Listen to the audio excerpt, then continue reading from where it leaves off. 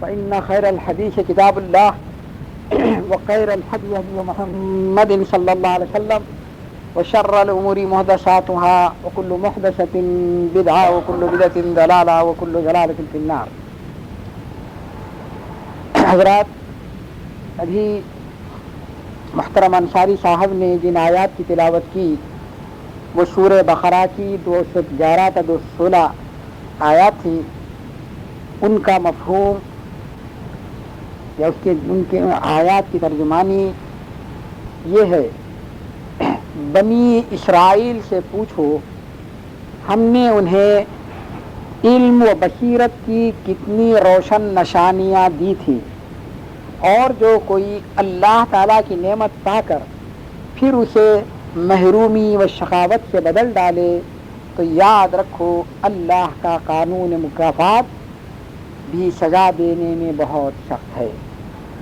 منکرین حق کی نگاہوں میں تو صرف دنیا کی زندگی ہی سمائی ہوئی ہے. وہ ایمان والوں کی موجودہ بے سر و سامانی دیکھ کر ہنسی اڑاتے ہیں، حالانکہ جو لوگ متقی ہیں قیامت کے دن وہی ان منکروں کے مقابلے میں بلند مرتبہ ہوں گے. اور پھر یہ منکرین حق نہیں جانتے کہ جو لوگ آج مال و جاہ دنیاوی سے تہی دست ہیں، کل کو اللہ کے فضل سے مالا مال ہو جا سکتے ہیں، اور اللہ جسے چاہتا ہے اپنے رزق بے حساب سے مالا مال کر دیتا ہے. ابتدا میں ایسا تھا کہ لوگ الگ الگ گروہوں میں بٹے ہوئے نہیں تھے، ایک ہی قوم و جماعت تھے. پھر ایسا ہوا کہ باہم دیگر مختلف ہو گئے اور الگ الگ ٹولیاں بن گئی. پس اللہ نے ایک کے بعد ایک نبیوں کو مبعوث کیا. وہ ایمان و عمل کی برکتوں کی بشارت دیتے اور انکار و بد عملی کے نتائج کے متنبہ کرتے تھے. نیز ان کے ساتھ کتاب الہی نازل کی گئی تاکہ جن باتوں میں لوگ اختلاف کرنے لگے تھے ان میں وہ فیصلہ کر دینے والی ہو اور تمام لوگوں کو راہ حق پر متحد کر دے. اور جو لوگ باہم دیگر مختلف ہوئے تو اس لیے نہیں ہوئے کہ ہدایت سے محروم اور حقیقت سے بے خبر تھے، نہیں، وحی الہی کے دلائل ان کے سامنے تھے، مگر پھر بھی محض آپس کی ضد اور مخالفت سے اختلاف کرنے لگے تھے. بالآخر اللہ نے ایمان لانے والوں کو دین کی وہ حقیقت دکھا دی جس میں لوگ مختلف ہو گئے تھے اور ایک دوسرے کو جھٹلا رہے تھے. اور اللہ جسے چاہتا ہے دین کی سیدھی راہ دیتا ہے. پھر کیا تم نے یہ سمجھ رکھا ہے کہ محض ایمان کا زبانی دعویٰ کر کے تم جنت میں داخل ہو جاؤ گے، حالانکہ ابھی تو تمہیں وہ آزمائشیں پیش ہی نہیں آئی ہیں جو تم سے پہلے لوگوں کو پیش آ چکی ہیں. ہر طرح کی سختیاں اور محنتیں انہیں پیش آئیں، شدتوں اور ہولناکیوں سے ان کے دل دہل گئے، یہاں تک کہ اللہ کا رسول اور جو لوگ ایمان لائے تھے پکار اٹھے، اے نصرت الہی تیرا وقت کب آئے گا؟ تب اچانک پردہ غیب چاک ہوا اور اللہ کی نصرت کہتی ہوئی نمودار ہوئی. ہاں، گھبراؤ نہیں، اللہ کی نصرت تم سے دور نہیں ہے. اے پیغمبر صلی اللہ علیہ وسلم، تم سے لوگ دریافت کرتے ہیں کہ خیرات کے لیے خرچ کریں تو کیا خرچ کریں؟ ان سے کہہ دو جو کچھ بھی تم اپنے مال سے نکال سکتے ہو نکالو، تو اس کے مستحق تمہارے ماں باپ ہیں، عزیز و اقربا ہیں، یتیم بچے ہیں، مسکین ہیں، مصیبت زدہ مسافر ہیں. اور یاد رکھو جو کچھ بھی تم بھلائی کے کاموں میں سے کرتے ہو تو اللہ تعالیٰ سے پوشیدہ نہیں رہ سکتا. کیا کارت جائے وہ سب کچھ جاننے والا ہے. لڑائی کا تمہیں حکم دیا گیا ہے اور وہ تمہیں ناگوار ہے، یعنی جہاد.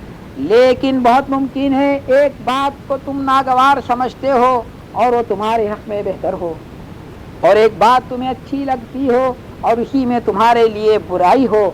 اللہ جانتا ہے مگر تم نہیں جانتے. یہ اس کی ترجمانی تھی. اس کی تشریحات چونکہ اس میں مضامین متعدد بیان کیے گئے ہیں اور ہر مضمون ایسا ہے کہ اس کی تشریح تفصیل کے ساتھ کی جائے گا، لیکن وقت کی اجازت نہیں دیتا، اس لیے ایک ہی نظر میں، ایک طائرانہ نظر میں اگر ہم اس کی تشریحات کو معلوم کرنا چاہیں کہ گلانس، وہ یہ کہ بنی اسرائیل کی سرگزشت سے عبرت پکڑو۔ اللہ نے انہیں ہدایت و سعادت کی راہ دکھلائی، لیکن انہوں نے محرومی و شقاوت کی راہ اختیار کی۔ دوسرے یہ کہ دین حق کی اس اصل عظیم کا اعلان کہ ابتدا میں تمام انسان ایک ہی قوم و جماعت تھے اور فطری زندگی کی سادگی پر قانے تھے، پھر ایسا ہوا کہ نسل انسان کی کثرت و وسعت سے طرح طرح کے تفرقے پیدا ہو گئے اور تفریقہ کا نتیجہ ظلم و فساد کی صورت میں ظاہر ہوا، تب وحی الہی نمودار ہوئی اور ایک کے بعد دیگر اللہ کے رسول مبعوث ہوتے رہے۔ ہر رسول کی دعوت کا مقصد ایک ہی تھا، یعنی اللہ، خدا پرستی و نیک عملی کی تلقین اور تفرقہ و اختلاف کی جگہ وحدت و اجتماع کا قیام۔ کتاب اللہ ہمیشہ اس لیے نازل ہوئی تاکہ دین کے تفرقے اور اختلاف میں فیصلہ کرنے والی ہو اور لوگوں کو وحدت دین کی اصل متحد کر دے۔ تفرقہ و اختلاف کی علت باہمی یعنی عصیان، یعنی آپس کی ضد اور اتباع حق کی جگہ خود پرستی اور سرکشی۔ اس محل میں ذکر کی مناسبت یہ ہے کہ پیروان اسلام کو دعوت استقامت دیتے ہوئے پہلے بنی اسرائیل کے حالات سے استشہاد کیا تھا، اب واضح کیا جاتا ہے کہ صرف بنی اسرائیل ہی پر موقوف نہیں، تمام پچھلی جماعتوں کا یہی حال رہا ہے۔ بس قیام حق کے لیے تعلیم حق کی نہیں، کیونکہ وہ تو اول روز سے ایک ہی رہی ہے اور ہمیشہ ایک ہی رہے گی، بلکہ حق پر ثابت رہنے کی ضرورت ہے۔ مومن ہونے کے لیے صرف یہی کافی نہیں کہ تم نے ایمان کا اقرار کر لیا اور جنتی ہو گئے، بلکہ ضروری ہے کہ ان تمام آزمائشوں میں ثابت قدم رہو کہ تم سے پہلے حق پرستوں کو پیش آ چکی ہیں اور تمہیں بھی پیش آئیں گی۔ خیرات کرنے کا حکم اور اس غلطی کا ازالہ کے لوگ سمجھتے تھے خیرات صرف غیروں ہی کو دی جا سکتی ہے، اپنوں اور عزیزوں کی مدد کرنا خیرات نہیں ہے۔ خیرات کے مصارف بتلاتے ہوئے واضح کر دیا گیا کہ اس کا اولین مشرف تمہارے عزیز و اقربا ہیں اگر وہ محتاج ہوں۔ پانچویں یہ کہ دفاع کا حکم یعنی دین کے اعتقاد اور عمل کی آزادی کے لیے لڑنے کا حکم دیا گیا۔ جنگ برائی ہے، جنگ بظاہر برائی ہے، لیکن انسانی طاقت کا ظلم و فساد سے اس سے بھی بڑھ کر، انسانی طاقت کا ظلم اور فساد اس سے بھی بڑھ کر برائی ہے۔ بس جب ایسی حالت آ جائے تو ظلم کا ازالہ کسی طرح ممکن نہ ہو تو جنگ کے سوا کچھ نہیں رہتا، اور یہ بات واضح کر دی کہ جس طرح نماز روزہ فرض ہے، مسلمانوں تم پر جہاد بھی فرض ہے۔ جنگ برائی ہے لیکن انسانی طاقت کا ظلم فساد اس سے بڑھ کر برائی ہے، اس لیے تم جہاد سے منہ نہ موڑو۔ دشمنوں کی مخالفت کسی خاص فرد یا جماعت کی نہ تھی، بلکہ اس بنا پر تھی کہ لوگ اپنے پچھلے عقائد چھوڑ کر کیوں ایک نیا عقیدہ اختیار کر رہے ہیں، یعنی محض اختلاف عقائد کی بنا پر وہ ایک جماعت کو نیز نابود کر دینا چاہتے تھے۔ پر جب تک مسلمان اپنے اعتقاد سے دستبردار نہ ہو جاتے، دشمنوں کی طرف سے قتل و غارت گری کا سلسلہ جاری رہتا، اور جب مسلمان اس کے لیے تیار نہ تھے تو پھر اس کے سوا کیا چارہ کار تھا کہ مردانہ وار لڑے اور حق و باطل کا فیصلہ ہو جائے۔ قرآن نے جنگ کا قدم نہیں اٹھایا، نہیں داعی، کیونکہ یہ داعی امن تھا، لیکن اس کے خلاف اٹھایا کہ اس نے جب قدم اٹھایا گیا تو اس نے پیٹھ نہیں دکھائی۔ اور پھر یہ بات بہت سی صحیح احادیث سے ثابت ہے کہ آپ نے فرمایا لا رہبانیت فی الاسلام، اسلام میں رہبانیت نہیں ہے، اسلام کی رہبانیت اللہ کی راہ میں جہاد ہے۔ اور پھر اس سے بھی اس کی وضاحت کر دی گئی کہ ایک وقت مسلمانوں تم پر ایسا آنے والا ہے کہ دوسری ساری قومیں تم کو نیست و نابود کرنے کے لیے تم پر ایسے پل پڑیں گی جیسے دسترخوان چن دیا گیا ہو، اور جتنے لوگ وہاں بیٹھے ہوئے ہیں سب کی یہی فکر ہے کہ جو کچھ دسترخوان پر ہے اس کو ختم کر دیں۔ صحابہ نے کہا یا رسول اللہ، غیرت مند تھے صحابہ میں غیرت تھی، احساس تھا۔ انہوں نے کہا کہ یا رسول اللہ کیا ہم تعداد میں اتنے گھٹ جائیں گے کہ دوسری قوموں کی ضرورت اتنی ہو جائے گی؟ تو آپ نے فرمایا تمہاری تعداد بہت زیادہ ہو جائے گی لیکن تم خود خوشے ہو جاؤ گے۔ غصان کا غصہ اس ہے، سمندر پر پانی پر جو جھاگ آتی کب ویسے خود خوشے ہو جاؤ گے، تمہارا روب قوموں کی دلوں سے نکال دیا جائے گا۔ یا رسول اللہ سے کیوں ہوگا؟ کہا تم میں وہن نامی نامردی کی ایک بیماری پیدا ہوگی۔ کہا وہن کیا ہے؟ کہا حب الدنیا و کراہیت الموت، دنیا کی محبت بڑھ جائے گی، حلال اور حرام کا فرق اٹھا لیا جائے گا، جیسا ہر چاہ درگشید عام بادشاہ جا کبیر، یا اور پھر کلیکٹر لینگویج میں پاک بادشاہ جا پلیس، نعوذ باللہ، اور جہاد کے لیے کوئی تیار نہیں ہوگا، جہاد کے لیے تیار نہیں ہوگا، بزدل ہو جاؤ گے، نتیجے کے طور پر قومیں تم کو برباد کرنے کے لیے پل پڑے گی اور وہ کامیابی ہو جائے گی۔ اور پھر مستشرقین یا دوسرے اور خاص طور پر مسیحی جہاں اسلام کے خلاف انہوں نے جو طاقت استعمال کی، ان میں سے انہوں نے ڈائریکٹ حملے کرنے کی بجائے کچھ فلسفے، کچھ ایسے گھڑے اور کچھ ایسی باتیں تاکہ کنفیوز کر دیا جائے رسول اللہ کی سیرت کے بارے میں، تعلیمات کے بارے میں، اور کچھ نام نہاد مسلمانوں کو، نام انہوں نے مسلمان رکھا تھا لیکن ان کو اعلی کار بنایا، بن جملہ اور گمراہ لیڈروں کے غلام احمد قادیانی کو انہوں نے چن لیا تھا۔ غلام احمد قادیانی کی تعلیمات آپ ابھی پڑھے ہوں گے، لیکن میں اے ٹو زیڈ تو نہیں کہہ سکتے، لیکن 50% الفابیٹ تو پڑھ چکا ہوں۔ غلام احمد قادیانی کیا ہے، کیونکہ ہمارے ساتھی اٹھنے بیٹھنے والے حیدرآباد میں قادیانی تھے، وہ دعوت دیتے تھے تو میں گھر میں لا کے پڑھتا تھا۔ بشیر صاحب کی انگریزی میں پوری تفسیر شروع شاکت پڑھا ہوں، پھر اردو میں بھی پڑھا ہوں، پھر محمد علی صاحب لاہوری وغیرہ۔ بنیادی جو عقیدہ تھا نعوذ باللہ شاید گمراہ تھا کہ ہر بات رسول اللہ کی پیشن گوئی یہ تھی کہ میں آخری نبی ہوں، قرآن بھی یہ کہہ رہا ہے کہ آپ خاتم النبیین ہیں، جو بھی بعد میں کا دجال ہوگا اور کذاب ہوگا۔ اور پھر غلام احمد قادیانی نے اپنے آپ کو بروج نبی، ذلی نبی وغیرہ وغیرہ جو کہا، دعوت کا سر امتیاز کا تھا۔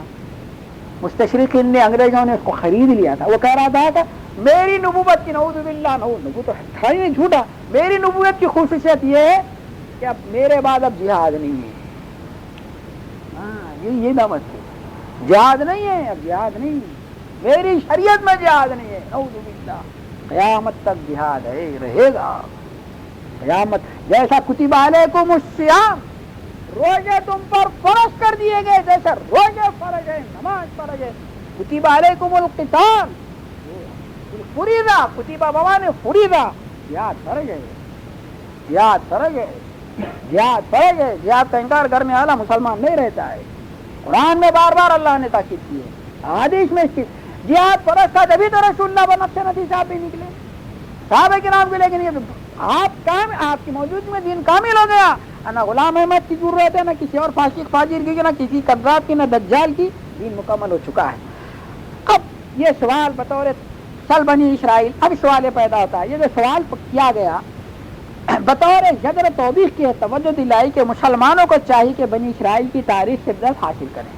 حضرت موسیٰ علیہ السلام اور دوسرے انبیاء کے ذریعے ان کے پاس کس قدر دلال بھیجے گئے، لیکن ان دلال و آیات سے ہدایت اور راہ نجات حاصل کرنے کی وجہ ان میں تحریف و تعویل کر کے جلالت و گمراہی میں پڑ گئے، جس کا نتیجہ یہ ہوا کہ انہیں دنیا میں بھی سزا ملی اور آخرت میں بھی عذاب سے نہیں بچ سکیں گے۔ یہ جو اختلاف ہوا، اللہ تعالیٰ فرما رہا ہے کہ یہ نہیں کہ وہ حق بات ان کے سامنے نہیں آئی تھی، بلکہ حق بات ان کے سامنے آئی تھی، یہ ضد اور ہردرمی کی وجہ سے انہوں نے اللہ کی بات کو ہر زمانے میں نہیں مانا۔ خاص طور پر بنی اسرائیل پر اللہ تعالیٰ نے جو انعام کیے اس کو قرآن میں بارہا اللہ تعالیٰ نے بیان فرمایا ہے۔ انہوں نے اپنے اللہ تعالیٰ کی نعمتوں سے کیوں محروم ہو گئے؟ انہوں نے اللہ کی اطاعت اور اللہ کے اس وقت کے جو نبی تھے ان کی اطاعت سے انحراف کیا۔ اللہ تعالیٰ مسلمانوں کو بھی توفیق فرما رہا ہے، اس کے قدر کی توفیق۔ دیکھو تم بھی، تمہارے سامنے تاریخ ہے، قوموں کی تاریخ کا عروج جوال کی تاریخ تمہارے سامنے ہے، اور یہ ایک ایسی قوم بنی اسرائیل کا ہم انتخاب کر کے بتا رہے ہیں کہ اس پر ہم نے وہ ساری نعمتیں عطا کی تھیں جو عام کسی قوم کو عطا کی جا سکتی ہیں، لیکن انہوں نے کفران نعمت کیا تو ان کی عزت ذلت سے بدل دی گئی، اور تم نے بھی اگر ایسا کیا تو تمہارا بھی وہی حشر ہوگا۔ یعنی ان کے ارادہ اور کفر کا سبب یہ ہے کہ دنیا کے چند روز عیش و عشرت اور رنگ ریلیوں میں بدمست ہو کر رہ گئے ہیں، اور اہل حق کی تجلیل اور اس کی سادہ زندگی کا مذاق اڑانے کو انہوں نے مشغلہ بنا رکھا ہے۔ مگر قیامت کے دن اہل تقویٰ ہر اعتبار سے ان پر فائق ہوں گے، کیونکہ مومن اعلیٰ علیین میں ہوں گے اور کافر کفار اسفل سافلین میں ہوں گے، جیسا تذکیر بیضائی وغیرہ میں ہے۔ ہر زمانے میں ایسا ہی ہوا ہے، ہر وقت کے نبی کو اور نبی کے ماننے والوں کو اس وقت کے کفار نے کہا اراذلنا بادی الرائے، رجیلنا راجل، یہ رجیل لوگ ہیں، ان کی طرح ایمان لائیں۔ اور جب نبی صلی اللہ علیہ وسلم طائف کے میدان میں گئے تھے، طائف گئے تھے، وہاں کے جو مشہور سردار تھے، اور پھر وہاں اللہ تعالیٰ نے ان کو نعمتوں سے نوازا تھا، موسم بڑا خوشگوار، ابھی ویسی خوشگوار طائف کا موسم آپ جانتے ہیں۔ تو انہوں نے تینوں سرداروں میں سے ابو علیہ یا دوسرے نے، بعض کہتے ہیں شیبہ نے، جو رسول اللہ پہ اعتراض کیا تھا یہ بات نہیں کہ آپ نے قرآن پیش کی تو کہا یہ باطل ہے، کہا سب سے پہلے نیچے اوپر دیکھنے لگا، کہا اچھا آپ کہاں سے آئے ہیں؟ تو بولے مکے سے آیا ہوں۔ سواری کہاں ہے؟ تو کہا پیدل آیا ہوں۔ تو خواہ مار کے ساتھیوں سے کہا دیکھو ان کا رب کیسا ہے، جس کو سواری میسر نہیں ہے اس کو نبی بنایا، ہم میں سے کسی کو بناتا کیشر پارٹی کو بناتا۔ تو معیار ہمیشہ دولت و ثروت رہا ہے، معیار ہمیشہ دولت و ثروت رہا ہے۔ اور پھر صحابہ کرام کو مشرکین کفار یہی کہتے تھے کہ انومن کمامن صفائے بیوقوفی کی طرح ایمان لائے۔ رسول صلی اللہ علیہ وسلم کا مطالبہ بھی تھا تو یہی تھا کہ انہوں نے کہا کہ ہم آپ کی بات سننے کے لیے تیار ہیں لیکن ہماری مجلس کو غریب نہیں رہنا، کوئی مظلوم نہیں رہنا۔ آپ جانتے ہی ہیں ابسا تو اللہ سورہ ابسا کا شان نزول کیا ہے، اللہ کے نبی کی حرص یہ تھی کہ کسی نہ کسی ایک اگر قبیلے کا ایک سردار بھی مسلمان ہو جائے گا تو پھر اس کی پوری قوم پورا قبیلہ ہو جائے گا۔ آپ نے ان کے لیے وقت مقرر کیا، پھر وہ صحابی جو آئے وہ عبداللہ ابن مکتوم وغیرہ، تفصیلات میں جانے کا وقت نہیں ہے، اصل وہاں بھی بیک گراؤنڈ کا یہی ہے۔ یہ غریب لوگ مزدور لوگ آج بھی یہی حال ہے، ذرا آج ایک 4 پیسے مل گئے یا حکومت میں پرمنٹ تو دنیا ہی نہیں ہے، کبھی سوچتے نہیں فورمین بن گئے، کیا کیا فورمین بن گیا استاد، آپ کو غصہ آیا بھی تو آؤٹ، کفیل کو غصہ آتا جی نہیں سیدھی بات، جی نہیں سیدھی بات ہے، آپ کو بھی غصہ آیا تو چلے جانا گھر، کبھی بات تو چلے جانا، آپ کیا کہیں کے فورمین ہے، کہیں کے بڑے، کہیں کی گورنمنٹ کی سروس، اللہ طول دنیا اللہ طول نہیں، یاد رکھو دنیا اللہ طول نہیں، آپ خامہ کیا اللہ طول ہے، یہ غرور اللہ کو پسند نہیں ہے، تکبر اللہ کو پسند نہیں ہے۔ فبئس مثل المتکبرین، تکبر کرنے والوں کا انجام برا ہوا ہے۔ پرائڈ گوز بفور اے فال، ہمیشہ وہی بچے جو سر اس کو جھکا کے چلے انہیں نے کھائی ہے ٹھوکر جو سر اٹھا کے چلے، ہمیشہ ایسا ہی ہوا ہے، ہوتا رہے گا۔ یہ کبریائی تکبر یہ اللہ کی چادر ہے، اللہ کی یار ہے، جو چھیننا چاہتا اللہ کو جھولی لو برباد کر کے چھوڑ دیتا ہے۔ اللہ تعالیٰ نے یہی بات سورہ ہود کی آیت نمبر 108 میں بیان فرمائی، وَأَمَّا الَّذِينَ سُعِدُوا فَفِي الْجَنَّةِ خَالِدِينَ فِيهَا مَا دَامَتِ السَّمَاوَاتُ وَالْأَرْضُ إِلَّا مَا شَاءَ رَبُّكَ طَاعًا غَيْرَ مَجْذُوذٍ۔ سورہ ہود کی آیت ہے، اس اعتبار کہ جو لوگ نیک بخت ہوں گے وہ جنت میں رہیں گے، اور جب تک جنت کے آسمان و زمین قائم رہیں گے اس وقت تک اسی میں وہ رہیں گے۔ اور پھر سورہ غافر کے آیت 40 میں فرمایا، وَمَنْ عَمِلَ صَالِحًا مِنْ ذَكَرٍ أَوْ أُنثَىٰ وَهُوَ مُؤْمِنٌ فَأُولَٰئِكَ يَدْخُلُونَ الْجَنَّةَ يُرْزَقُونَ فِيهَا بِغَيْرِ حِسَاب۔ اور جو کوئی مرد ہو یا عورت اچھا کام کرے ایمان کے ساتھ تو ایسے ہی لوگ بہشت میں جائیں گے، وہاں بے حساب روزی پائیں گے۔ اب آیت اللہ تعالیٰ جو فرماتا کان الناس امۃ واحدہ، آیت نمبر 213 ابھی جو آپ نے سماعت فرمایا اس کا مفہوم بھی، اس آیت میں اس تاریخی حقیقت کا انکشاف فرمایا کہ انسانیت کی ابتدا کفر اور شرک اور مظاہر پرستی سے نہیں بلکہ خالص دین توحید سے ہوئی ہے۔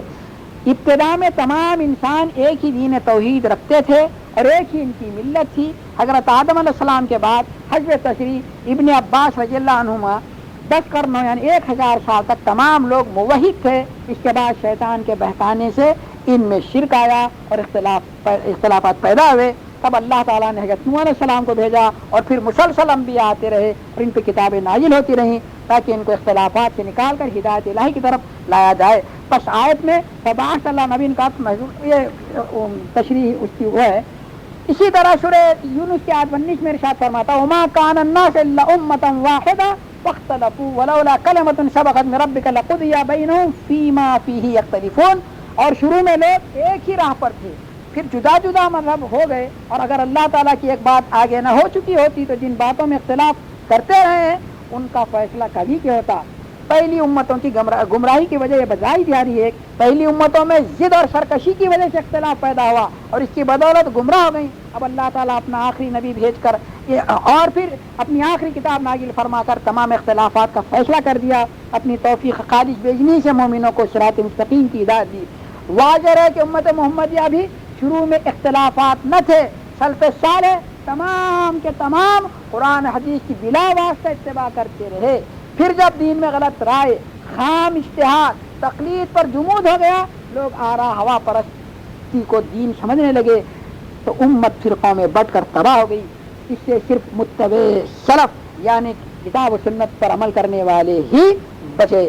صحیح بخاری صحیح مسلم کی روایت ہے، نبی صلی اللہ علیہ وسلم تہجد کے لیے اٹھتے تو کہتے اہدنی، یہ دعا فرماتے اہدنی لما اختلف فیہ من الحق بیجنے کا تہدی من تشاء الی صراط مستقیم، اے اللہ سیدھے راستے پر مجھے چلا اور وہ اس راستے پر اختلافات سے مجھے بچا، وہ صراط مستقیم تیرے حکم سے مجھے اس پر ثابت قدم رکھ۔ یہاں دوسری بات، کیونکہ طلبا سے اکثر میری ملاقات ہوتی رہتی ہے، کچھ بچے پوچھتے کرتے ہیں، دیکھیے جی ماں باپ کے بارے میں ایسا نہیں کہنا کہ اللہ توفیق دے، ماں باپ کو تو توفیق ہے جبھی تو ان کو بچے ہیں، توفیق نہیں تو شادی کیوں کرتے تھے؟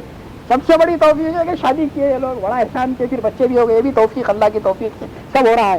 لیکن برا نہ مانے، جو والدین بیٹھے ہوئے ہیں، ہیڈ آف دی فیملی بیٹھے ہیں، سب پہنچی رہتی ہیں، یہ آپ لوگوں پہ کوئی میرا ریمارک نہیں ہے، لیکن غفلت اس وقت جو مسلمان کر رہے ہیں دوسری کوئی قوم نہیں کر رہی ہے۔ ہاں، چاہے وہ ایم ای ایس میں ہو، چاہے وہ آئیڈیل وہ بچوں کو بھی پڑھاتے، یہ بچوں کو پڑھاتے، چاہے عربی مدرسے میں پڑھا رہا ہوں، ان کے والدین 99.5 غفلت میں ہیں۔ سیدھی بات ہے، کبھی کھول کے دیکھتے نہیں کیا پڑھ کے آ رہے ہیں بچے، کبھی کھول کے دیکھتے نہیں کتاب میں کیا پڑھا جا رہا بچوں کو۔ بچوں کا ذہن ایسا بنا دیا گیا ہے کہ بولتے بھی ہیں نہیں مولانا نو دا ڈارک ایج، کیا ڈارک ایج ہے؟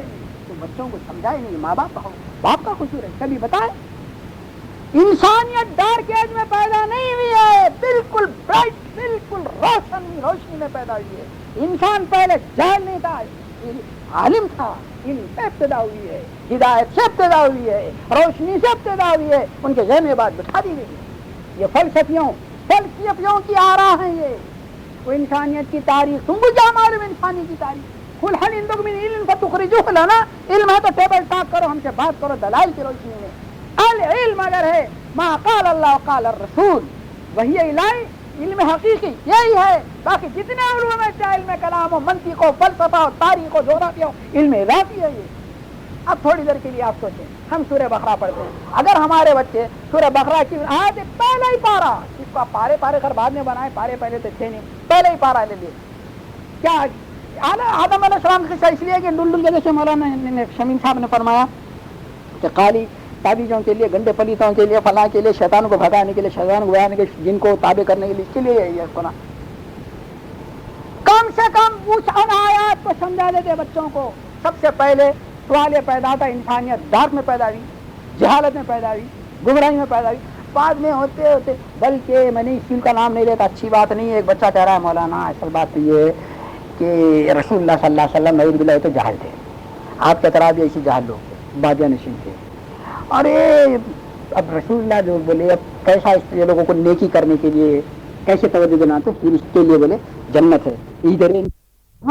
بولا سب سے پہلے اللہ تعالیٰ نے علم سکھایا، سب سے پہلے انٹرویو ہوا، انٹرویو میں انسان پاس ہوا، انسان کو اللہ تعالیٰ نے بلندی عطا کی، انسان کو آدم علیہ السلام جو گدے جمتے ان کو بلائے کہاں سجدہ کیا،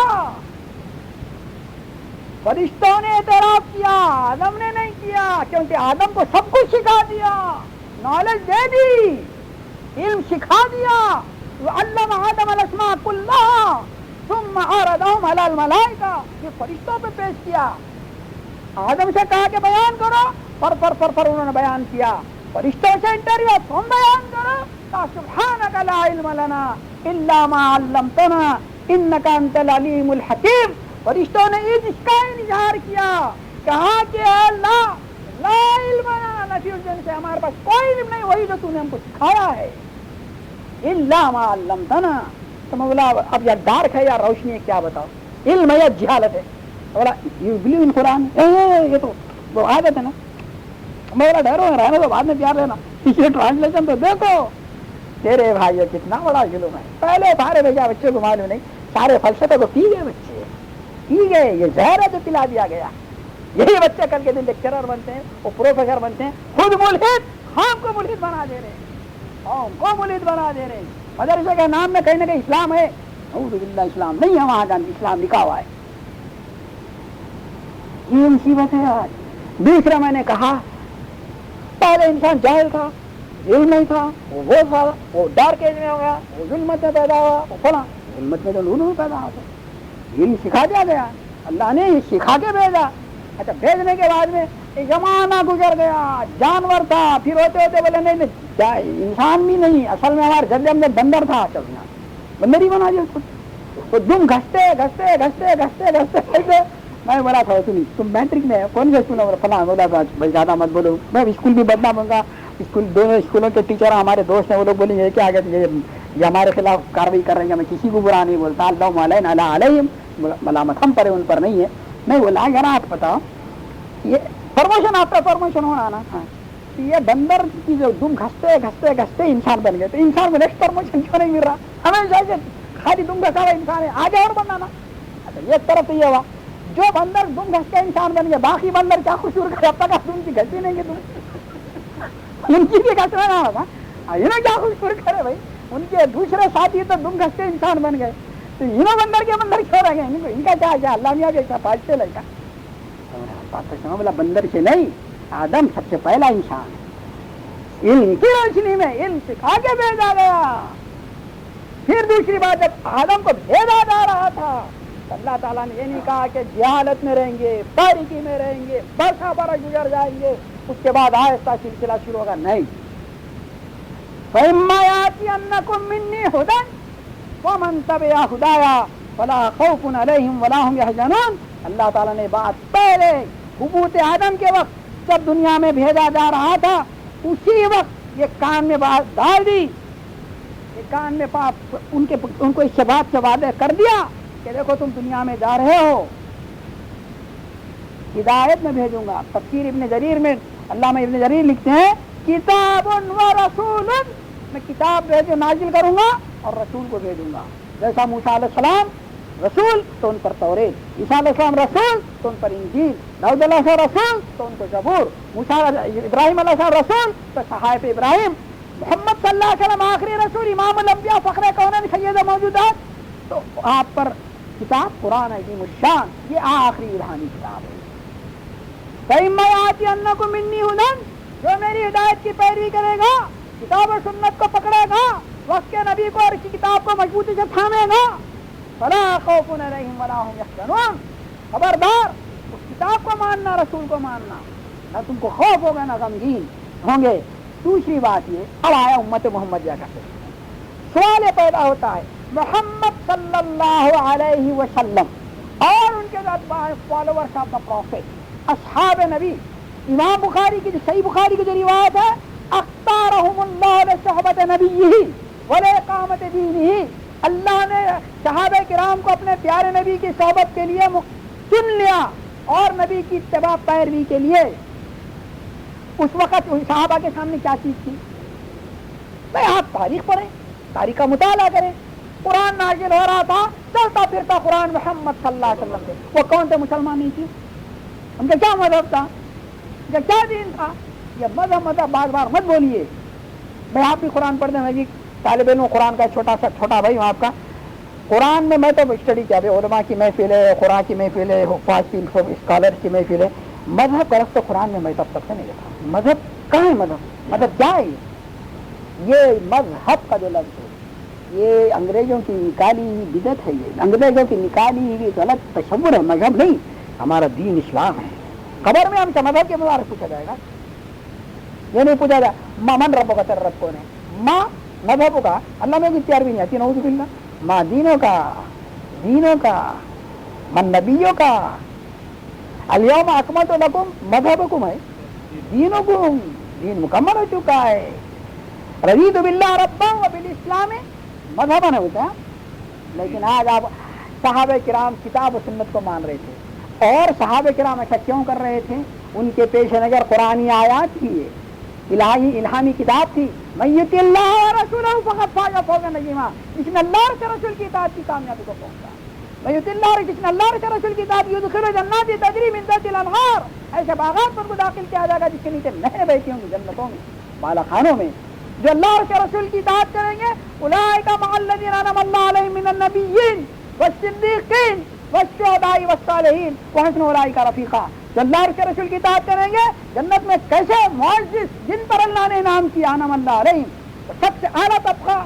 انبیاء علیہ السلام کا اس کے بعد والا صدیقین کا ان کے بعد والا شہداء کا ان کے بعد صالحاء امت کا ان کے ساتھ جنت میں ہوں گے یہ ایسی کمپنی ہوگی یہ پھر نبی صلی اللہ علیہ وسلم نے صحابہ کو جمع کر کے آخری خطبہ جو حجۃ الوداع میں فرمایا ترکت فیکم امرین لن تضلوا ما تمسكتم بہ، میں 2 چیزیں چھوڑ جا رہا ہوں، اگر تم اس کو مضبوطی سے تھام لو گے، لن جب آتا مظاہرے پر تو مستقبل کے لیے نفی ہو جاتی ہے تاکید کے ساتھ، ہرگز گمراہ نہ ہوگے، گارنٹی۔ اور کس کی زبان سے کہلوایا گیا؟ محمد صلی اللہ علیہ وسلم، آپ کی زبان ترجمان وحی ہے، وما ينطق عن الهوى ان هو الا وحی یوحى۔ وہ آپ اپنی زبان سے کچھ نہیں کہتے، اپنی خواہش سے کچھ نہیں کہتے، اپنی طرف سے کچھ نہیں کہتے، اپنی جیب سے نکال کے نہیں پیش کرتے، اللہ کی طرف سے وحی آتی ہے تو اس کی روشنی میں کہتے ہیں۔ اسی لیے آپ کا انکار وحی کا انکار ہے۔ قرآن کا انکار کرنے والا جیسے کافر ہو جاتا ہے، حدیث صحیح کا انکار کرنے والا اسی آیت کی روشنی میں کافر ہو جاتا ہے۔ انکار تو زبان پر آنے کے بعد، زبان پہ آنے سے پہلے کہاں آتی ہے بات انکار کی؟ دل میں آتی ہے۔ دل محور و مرکز، یہ سدھرا سب کائنات سدھر گئی، یہ بگڑا کائنات بگڑ گئی۔ اللہ تعالیٰ نے زبان کا معاملہ جب بات کا ہے، انکار عجیب زبان سے کرنا تو کفر کی انتہا ہے۔ دل میں بھی خیال آ گیا، اللہ تعالیٰ کیا فرما رہا ہے؟ قسم کھا کے فرما رہا ہے، وَلَا وَرَبِّكَ لَا يُؤْمِنُونَ حَتَّىٰ يُحَكِّمُوكَ فِي مَا شَجَرَ بَيْنَهُمْ ثُمَّ لَا يَجِدُوا فِي أَنفُسِهِمْ، لسان نہیں کہہ رہا، فِي أَنفُسِهِمْ حَرَجًا وَيُسَلِّمُوا تَسْلِيمًا۔ تیرے رب کی قسم ہے پیارے حبیب، یہ ایماندار نہیں ہو سکتے کہ جب تجھے حکم بنا لیا جائے، جج بنا لیا جائے، اپنے مسائل آپ کے سامنے پیش کر دیں اور اللہ کے رسول کہتے ایسا ہے، یہ ہے، دل میں حرج، الف لام میم، تھوڑا سا بھی تردد، تھوڑا سا بھی، تھوڑا خیال ہے بھائی مگر شرک کا دروازہ کھول دیتا ہے۔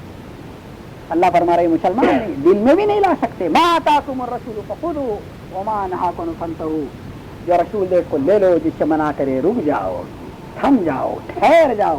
اب امت محمدیہ صحابہ کرام اس میں نہج پر رہے، اللہ کے نبی نے فہمائی بھی کی علیکم بسنتی سنت الخلفاء الراشدین المہدیین عضوا علیہا بالنواجذ، دیکھو میری سنت پہ، میرے خلفاء کی سنت پر جو ہدایت یافتہ ان پر چلو۔ لوگ چلتے رہے، لیکن 400 صدی تک کوئی گورنمنٹ نہیں، کوئی بات میں مذہب کا لفظ نہیں لایا گیا۔ 400 صدی کے بعد میں، 400 سال کے بعد، ابھی آج کسی کے ٹیسٹ کر کے دیکھو، السلام علیکم، نماز پڑھتے دیکھیے، فرض کیجیے سنت طریقے پہ کوئی پڑھ رہا ہے، آپ کا مذہب کیا ہے؟ اب پرپیکٹلی جواب دے کے دیکھو، ارے آپ ٹیسٹ کر لو، کسی کو میں مسلمان ہوں، وہ تو ہے بھائی، پھر اور کیا چاہیے؟ اور کیا چاہیے؟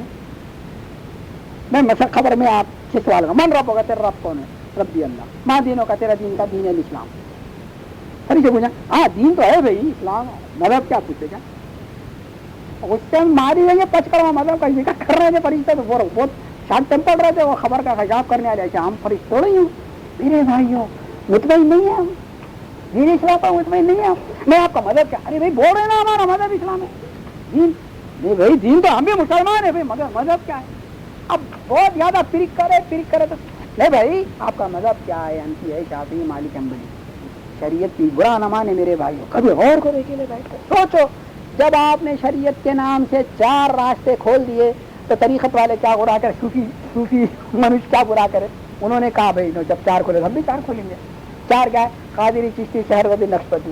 انہوں نے تو پھر دوسرا ہے، انہوں بولے خانوادے فلاں 52 نکال دیے، کتنے بن گئے دیکھو، وہ رفائی فقیر الگ بن گئے، وہ فلاں الگ بن گئے، 52 تک پہنچا ڈالے، اور بنتے بنتے کہاں تک پہنچ گئے؟ منفعت ایک اس چیز قوم کی نقصان بھی ایک، منفعت ایک ہے اس قوم کی نقصان بھی ایک، ایک ہی سب کا نبی، دین بھی، ایمان بھی ایک، حرم پاک بھی، اللہ بھی، قرآن بھی ایک، کچھ بڑی بات نہیں ہوتے جو مسلمان بھی ایک، فرقہ بندی ہے کہیں اور کہیں جاتے ہیں، کیا زمانے میں پنپنے کی ہی باتیں ہیں؟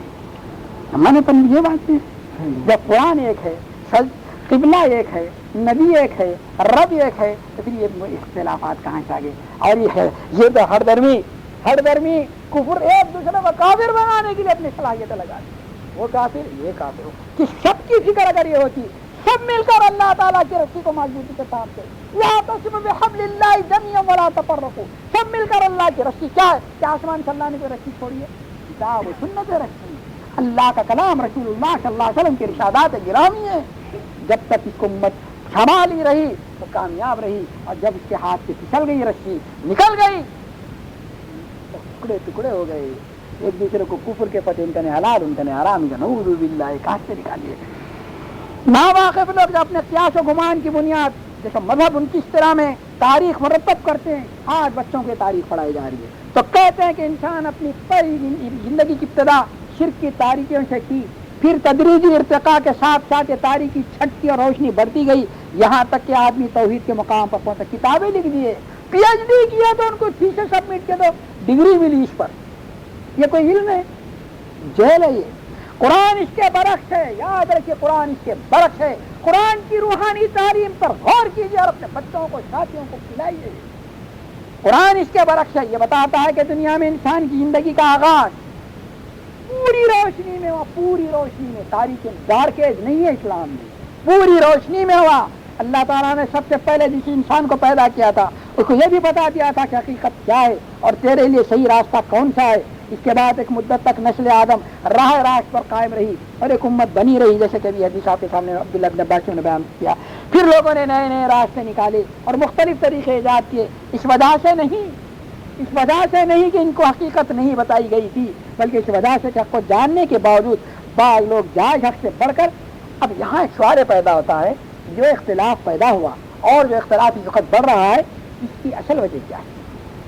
جائز حق. ایک آدمی کا جائز حق ہوتا ہے، لیکن آدمی یہ چاہتا ہے کہ اس سے جائز حق سے بڑھ کر امتیازات، میں چودھری کی اولاد ہوں، میں سید کی زیادہ ہوں، میں فلاں ہوں، میں فلاں ہوں، مجھے ملنا چاہیے. جائز حق آپ کو مل جائے تو کوئی اختلاف نہیں رہتا. جائز حق پر آدمی مطمئن ہو جائے تو نہیں رہتا اختلاف، لیکن لوگ نہیں رہے.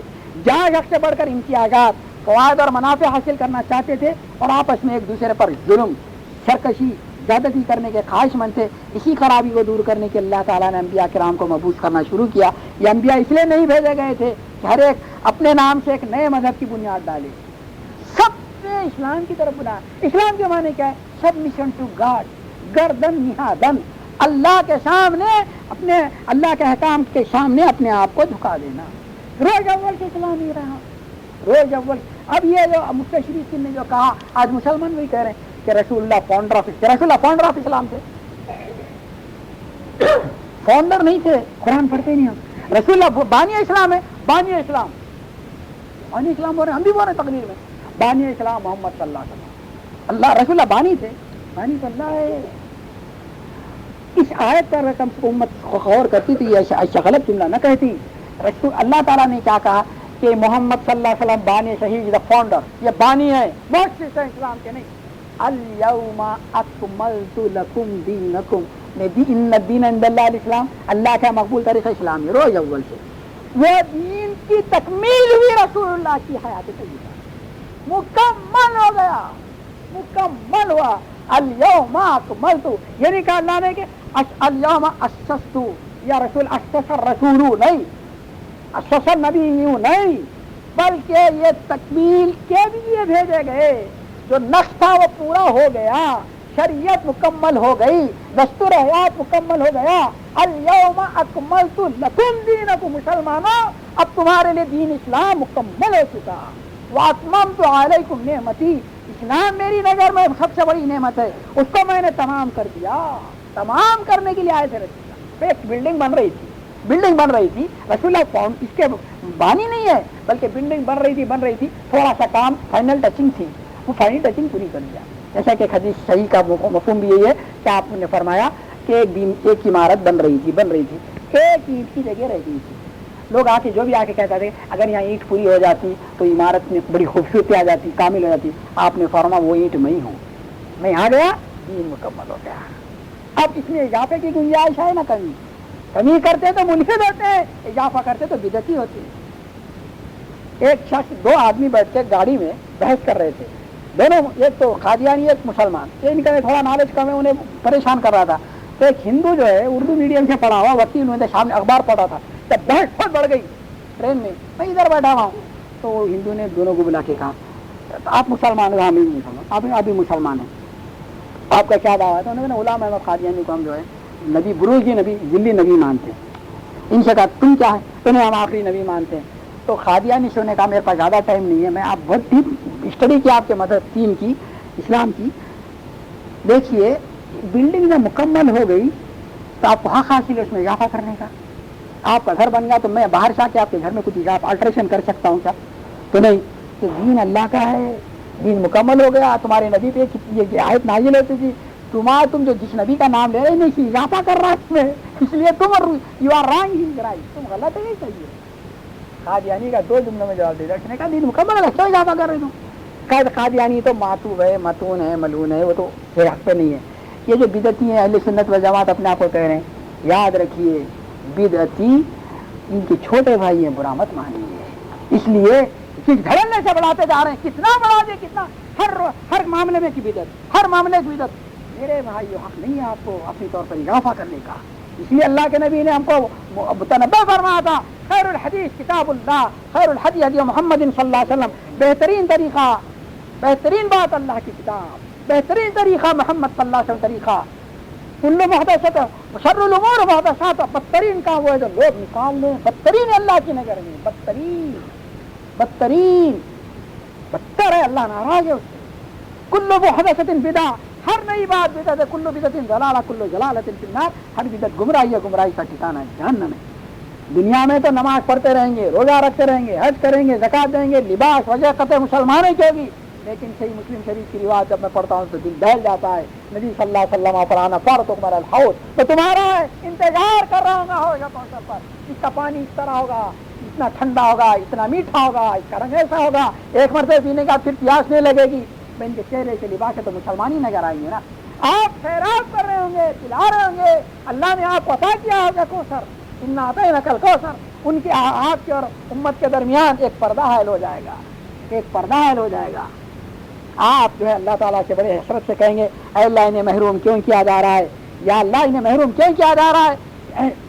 اللہ تعالیٰ جواب میں کیا فرمائے گا, انک لا تعلم, انک لا تعلم ما احدثوا بعدک. اے پیارے نبی آپ نہیں جانتے انہوں نے بعد میں کیا کیا نئی باتیں نکال لی تھی. اللہ کے نبی جواب میں کیا کہیں گے, سوخن سوخن لمن غیر بادی, دور ہو جا جنہوں نے دور سے دین میں نئی نئی باتیں نکال لی. اللہ تعالیٰ کے کہنے پر رسول اللہ دھتکار دیں گے, پھر انہوں نے جنت میں کیسا دیں گے.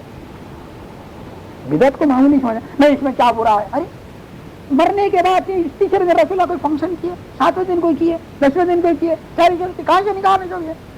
خبر کے اندر قبر میں اتر کے آجان دے, اس کے اندر ایک لیٹر بھی رکھ دیں, یہ کہاں سے نکالے. وہ دہی وغیرہ لے آ کے وہاں مطلب یہ ہندوؤں کا غیر قوم کا طریقہ ہے, وہاں لے آ کے رات چاول رکھ کے وہاں بانٹ رہے ہیں. وہاں کیوں بانٹ رہے ہیں آپ؟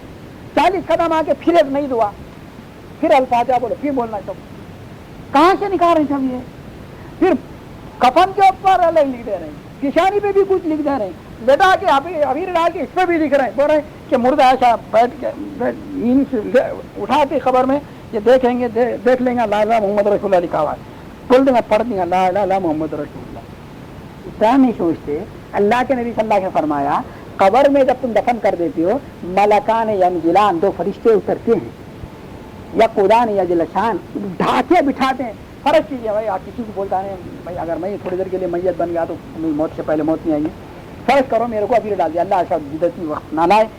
اب اٹھ کے میں جب بیٹھوں گا تو ابیر کہاں ہے, وہ تو سلیپ ہو کے نیچے گر گئی, پڑھنے کا کیا سوال ہے. کامن نیت بھی یوز نہیں کرتے. میرے بھائیو یہ سب بدعات محدثات ہیں, یہ سب بدعات محدثات ہیں. کتنے بدعتیں نکل گئی, اس کا نتیجہ کیا نکلا؟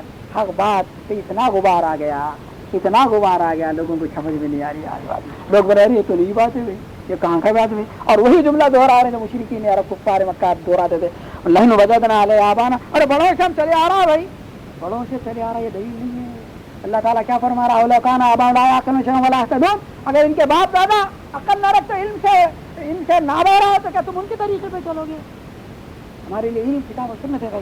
تو یہاں جو ہے امتیازات اور آپس میں ایک دوسرے پر ظلم اور سرکشی کے خواہش مند ہوئے. اسی خرابی کو دور کرنے کے لیے اللہ تعالیٰ نے انبیاء کو بھیجا. اس لیے نہیں بھیجا کہ نیا دین قائم کریں, بلکہ نئی امت بنائیں, بلکہ انہوں نے جو بھول گیا تھا سبق اس کو سکھانے کے لیے. ذکر کے معنی ہے کہ جو بھولا سبق یاد دلائیں. توحید پر تم دے دو, کیوں ایسا کر دیے؟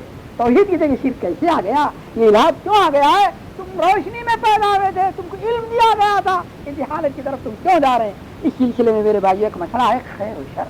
اس میں بھی بات لیکچرر پروفیسر بچوں کے ذہن کو خراب کرنے کے لیے کوئی تو کہہ رہے کہ نہیں عیسائیت مذہب میں کیا ہے, اسلام میں سب سے بڑا تقابل اگر آپ مطالعہ کریں گے تو یہ ان کا بنیادی عقیدہ یہ ہے کہ انسان گنہگار پیدا ہوا ہے, انسان گنہگار پیدا ہوا ہے. اور یہ گناہ اللہ تعالیٰ نے سوچا کہ سارے انسان گنہگار ہی پیدا ہوا ہے. اب گناہ کیسے میجارٹی کیسے نجات پائے گی؟ تو اللہ تعالیٰ نے نعوذ باللہ اپنے ایک شہید بیٹے کو انسان کی صورت میں بھیج دیا، ساری انسانی کی طرف سے ان کو بھیٹ چڑھا دی، وہ کیا خوش ہوتے سارے. اب جو بھی عیسائیت میں داخل ہو گیا اس کی طرف سے گناہ کا کفارہ ہو گیا. اسلام کہتا ہے انسان گمراہی گنہگار نہیں بلکہ نیکی پر پیدا ہوا ہے، نیکی پر پیدا ہوا ہے. لقد خلقنا الانسان فی احسن تقویم، انسان کی اس کے بڑا اللہ تعالیٰ اچھی شریف میں ہدایت پر روشنی میں ہم نے اس کو پیدا کیا. ثم رددنا اسفل سافلین کے بدعمالی کی وجہ سے اسفل سافلین میں شمار ہوگا.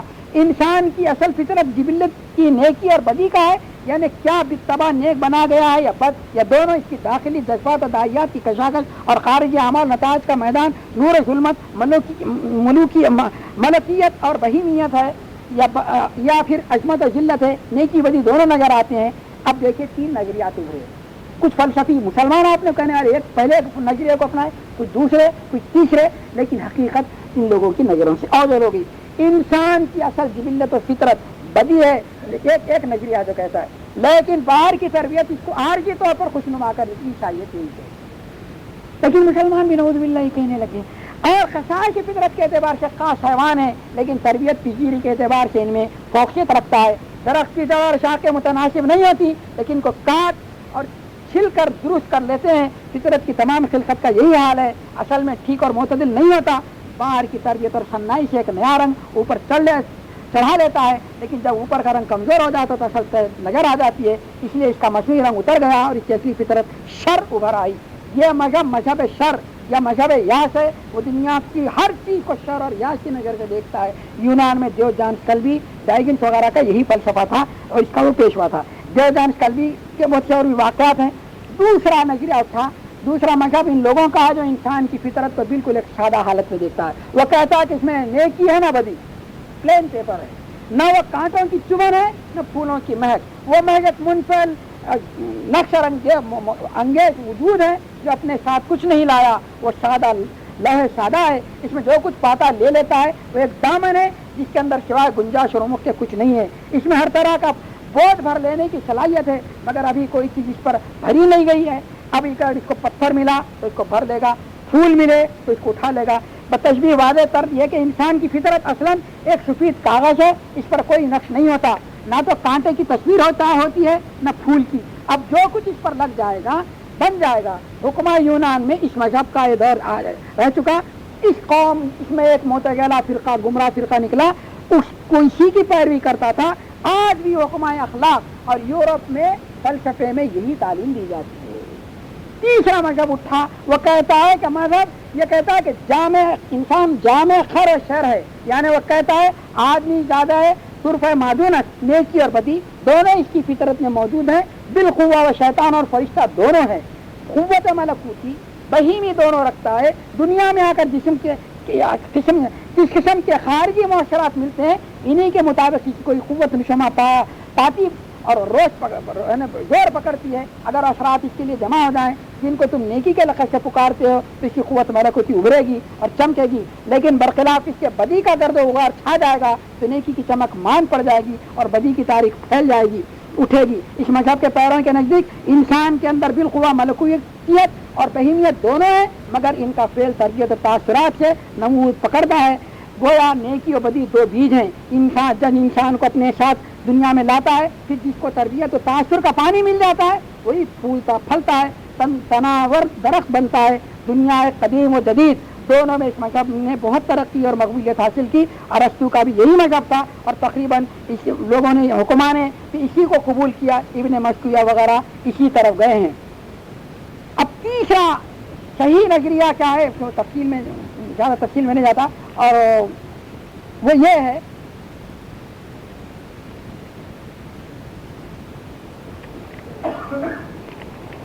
انسان کی فطرت، انسان صالح فطرت پر پیدا کیا گیا ہے. فطرت اللہ فطر الناس علیہا لا تبدیل لخلق اللہ. اور نبی صلی اللہ علیہ وسلم جو سب سے بڑے شارع ہیں، مفسر قرآن، آپ نے فرمایا کل مولود یولد علی الفطرہ فابواہ یحودانہ وینصرانہ ویمجسانہ کما قال النبی صلی اللہ علیہ وسلم. ہر لڑکا دین اسلام پر پیدا ہوتا ہے، اسلام لے کر آتا ہے. اللہ کا کلام بھی یہی کہہ رہا ہے، رسول اللہ صلی اللہ علیہ وسلم فرما رہے ہیں کہ جو بچہ بھی پیدا ہوتا ہے دین اسلام پر پیدا ہوتا ہے، اس کے ماں باپ اگر یہودی ہے تو اسے یہودی بنا دیتے ہیں، نصرانی ہے تو نصرانی بنا دیتے ہیں، مجوسی ہے تو مجوسیت اس میں آ جاتی ہے۔ اور پھر دلیل اس کی دوسری دلیل یہ ہے کہ سارے ارواح کو اللہ تعالیٰ نے سامنے رکھ کر ان سے سوال کیا تھا، الستُ بربکم، کہہ کہ میں تمہارا رب نہیں ہوں، تو اس وقت کیا کہے تھے؟ یس اور نو، دو بولے تھے، قالوا بلا، ساری روح نے کہا تھا کہ وائی ناٹ، کیوں نہیں، تو ہی ہمارا رب ہے۔ وہ جو ہم عہد کر کے آئے تھے دنیا میں آ کے ہم بھلا دیتے ہیں، تو انبیاء علیہ السلام کے سلسلے کو اللہ تعالیٰ نے جاری فرما اس سبق کو یاد دلانے کے لیے تم عہد کر کے آئے ہو، تمہارا رب وہ ہے، تم یہاں بتوں کے سامنے، درختوں کے سامنے، پانی کے سامنے، گنگا کے سامنے، خبروں کے سامنے کیوں جھک رہے ہو؟ تمہاری پیشانی، انسان اشرف المخلوقات ہے، فطرت کا شاہکار ہے، اس کی پیشانی اگر جھک سکتی ہے تو اپنے پروردگاری کے سامنے جھک سکتی ہے۔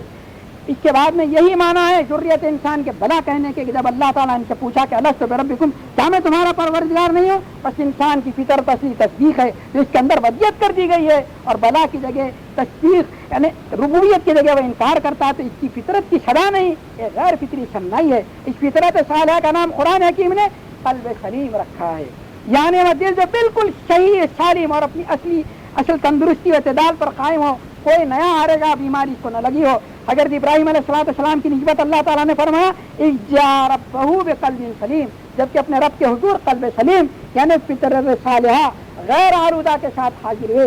حضرت ابراہیم علیہ السلام میں فطرت صالحہ وہ تھی جس کو باہر کا کوئی بڑا سے بڑا جلوہ بھی مروب نہ کر سکا، اور اس کے اندر کی روشنی پکار اٹھی، انی وجہت وجہی للذی فطر السماوات والارض حنیفا وما انا من المشرکین، کہ میں سب سے کٹ کر اللہ کی طرف جڑتا ہوں، میں سب سے بیدار ہوں۔ یہ فطرت صالحہ کی آواز تھی، ماحول ان کو نہیں خراب کر سکا۔ قرآن کی اصطلاح میں نسیان کیا ہے؟ الذین نسوا اللہ فانساہم انفسہم، وہ لوگ جنہوں نے اللہ کے عشق کو بلا دیا اور نتیجہ یہ نکلا کہ اپنے نفسوں کو بھول گئے۔ اس کا کیا مطلب ہے؟ اس کا مطلب یہ ہے کہ اپنے نفسوں یعنی فطرت صالحہ کو بھول گئے، کیونکہ فطرت صالحہ تو وہ تھی جس نے کہا تھا بلا یعنی ہاں کیوں نہیں، لیکن بعد میں آ کر لوگوں کے سامنے یہ سر جھکانے لگ گئے، غیر اللہ کی عبادت کرنے لگ گئے۔ تو میرے بھائیو، اللہ کا فضل ہے کہ ہم کو نور میں، ہدایت میں، علم کی روشنی میں ہدایت دے کر بھیجا، اور ہماری فطرت میں نیکی کو پیوست کر دیا۔ ہر پیدا ہونے والے کو اپنے مقبول طریقے پر، اسلام پر پیدا فرماتا اللہ تعالیٰ، لیکن ماحول اس کو اپنے اس میں ڈھال لیتا ہے۔ ہمارا اپنا مشاہدہ ہے، مثلا ایک ماں ہے، باپ ہے، دونوں نمازی ہیں، تو بچہ ماں باپ تو بچوں کو وہ بچہ بھی نمازی ہو جائے گا، اور اگر باوا صاحب اگر گویے ہیں، قوال ہیں، تو بچہ بھی وہی ایکٹنگ شروع کرے گا۔ ماں ڈانسر ہے تو بچی بھی ڈانس کرنے لگے گی، ماں بے نمازی ہے تو بچی بھی بے نمازی ہوگی۔ یہ ظالم ان کو خراب کر دیتے ہیں، لیکن بچہ تو سادہ فطرت لے کے آتا ہے، فطرت اسلام لے کے آتا ہے۔